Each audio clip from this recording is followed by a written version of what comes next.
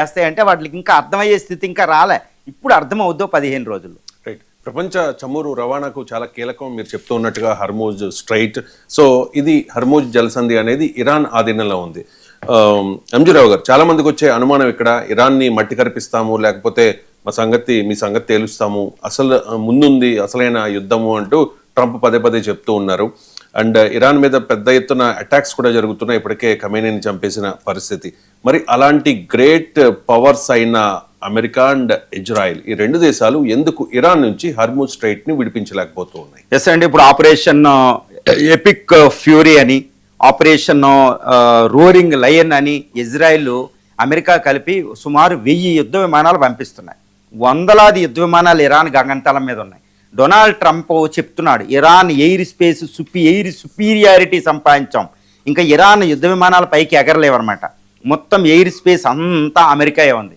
America ఎయిర్ క్రాఫ్ట్ క్యారియర్లు USS Abraham Lincoln, USS Gerald R Ford ఉన్నాయి, న్యూక్లియర్ సబ్మెరీన్స్ ఉన్నాయి, వందలాది షిప్పులు ఉన్నాయి, 50,000 అమెరికన్ ఎయిర్ ఫోర్స్ అమెరికా దళాలు ఉన్నాయి.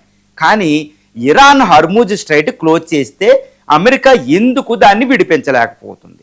కేవలం 37 కిలోమీటర్ల వెడల్పు, 137 కిలోమీటర్ల పొడవు ఉన్న హర్మూజ్ స్ట్రైట్ని ఎందుకు ఓపెన్ చేయలేకపోతుంది? మరి ఇరాన్ బలం ఏంటంటే ఇక్కడ చాలా పెద్ద విషయాన్ని గమనించాలని, this is the power of Iran అని చెప్తాను నేను. అంటే ఆ జోగ్రఫీని, ఆ యొక్క ప్రకృతిని ఒక వెపన్ కింద మార్చేసింది ఇరాన్. అందుకే ఇప్పటివరకే ఇరాన్ ఎందుకంటే దాన్ని క్లోజ్ చేయలేదు. ప్రపంచ ఆర్థిక అంటే ప్రపంచంలో 20% ఆయిల్, 20% గ్యాస్ దాని ద్వారా వెళ్తుంది. ముఖ్యంగా India, China, Japan, south Korea, south east Asian nations, Europe వెళ్తూ ఉంటాయి. కాబట్టి దాన్ని క్లోజ్ చేసిందంటే ఈ దేశాలు కూడా ఇన్వాల్వ్ అవ్వాలి.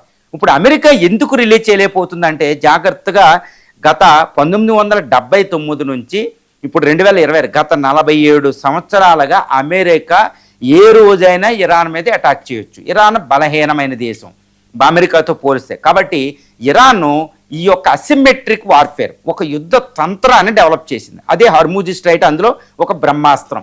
అది క్లోజ్ అనేది దాన్ని పెట్టుకుంది. అందుకే ఈ హర్మూజ్ స్ట్రైట్ దగ్గర ఇప్పుడు ఇంత అమెరికన్ ఫోర్స్ ఎందుకు రిలీజ్ చేయలేదంటే ఈ 37 కిలోమీటర్ల వెడల్పు, 167 కిలోమీటర్ల పొడవులో అది ల్యాండ్ మైన్స్ పెట్టింది. ఆ తర్వాత వేల కొలది చిన్న చిన్న మిలిటరీ బోట్లు ఉంటాయండి. కొన్ని ఒక 15 టన్నుల పేలుడు పదార్థంతో చాలా ఫాస్ట్గా మిలిటరీ బోట్లు వెళ్తాయి. అవి ఏదైనా ఆయిల్ షిప్ వస్తే దాన్ని పేల్చేయగలం. కాబట్టి ల్యాండ్ మైన్లు ఉన్నాయి. ఆ ల్యాండ్ మైన్లు యాక్టివేట్ చేసి పెట్టేసింది.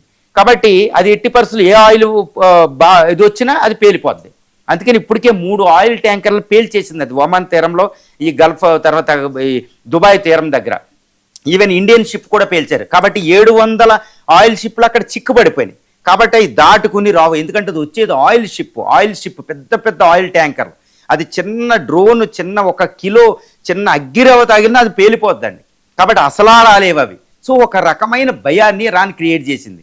ఇప్పుడు ఈ ల్యాండ్ మైన్స్ అమెరికా తీయాలంటే according to some defence institutions ఏంటంటే ఈవెన్ ఇరాన్ టోటల్గా అమెరికా ఓడించేసిన తర్వాత ఇది పెట్టిన ల్యాండ్ మైన్స్ని, మిలిటరీ బోట్లని, సబ్మెరైన్స్ ఇవన్నిటిని క్లియర్ చేయాలంటే చిన్నగా ల్యాండ్ మైన్స్ని 2 నెలల సమయం అమెరికాకి పడుతుందంట.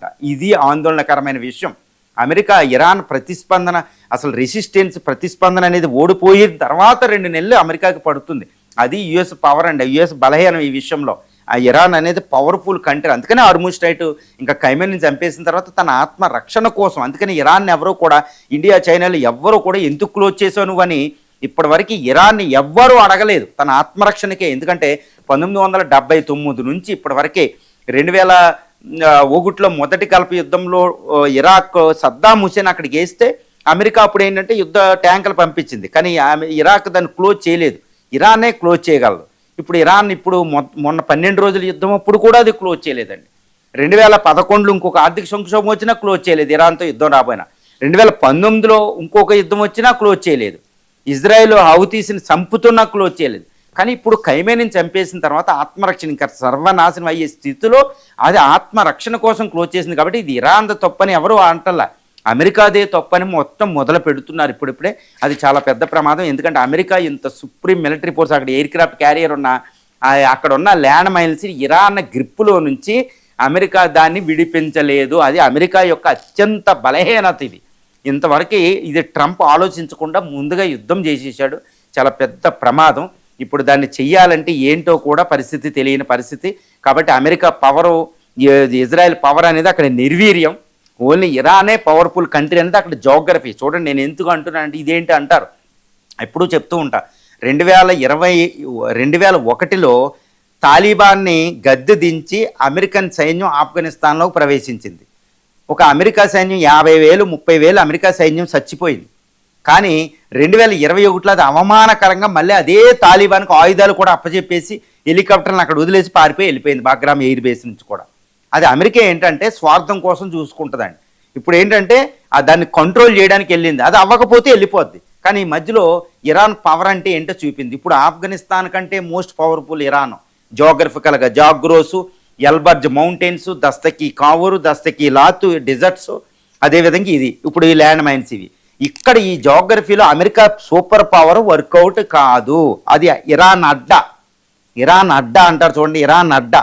ఆ అడ్డాలో అమెరికా ఏమీ పనిచేయదు. ఈవెన్ అమెరికా న్యూక్లియర్ బాంబులు కూడా పనిచేయవు.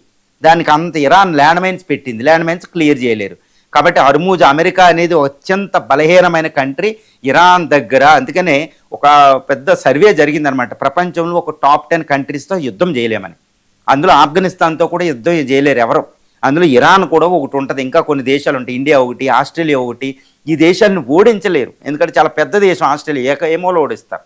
ఇండియా అనేది చాలా పెద్ద కల్చరు, పాపులేషన్. దీన్ని అసలు ఈ ప్రపంచంలో ఏ పవర్ కూడా ఓడించలేదు. రష్యా, అమెరికాలో అందులో ఉంటాయి. సో ఎవరు ఓడించలేదు. ఇరాన్ ఆ కేటగిరీలో ఉంది. మరి అమెరికా వెళ్ళి ప్రభుత్వాన్ని మార్చేస్తాం, ఇరాన్ ఓడించేస్తాం అంటే అది ట్రంప్ యొక్క ఆలోచన రాహిత్యం అనమాట. అందుకని ఇంతవరకు 1979 నుంచి అమెరికా అధ్యక్షుడు కూడా ఇరాన్ మీద అటాక్ చేయలేదు. మరి ఇప్పుడు పెంటగాన్ మళ్ళీ చెప్పింది ఏదో ఒప్పందం చేసుకోవాలో గౌరవప్రదంగా. అంతకుముందు ఒబామా 2015లో చేసుకున్నట్టు, అంటే ఈయన యుద్ధమే చేసేసాడు. ఇది చాలా ఘోరం. మరి హర్మూజ్ స్ట్రైట్ని ఎలా విడిపిస్తుంది అమెరికా అంటే దాని బలహీనత. అందువల్ల ప్రపంచం ఏ విధంగా ప్రతిస్పందింతో చూడాలి. రైట్. ఇక గల్ఫ్ వార్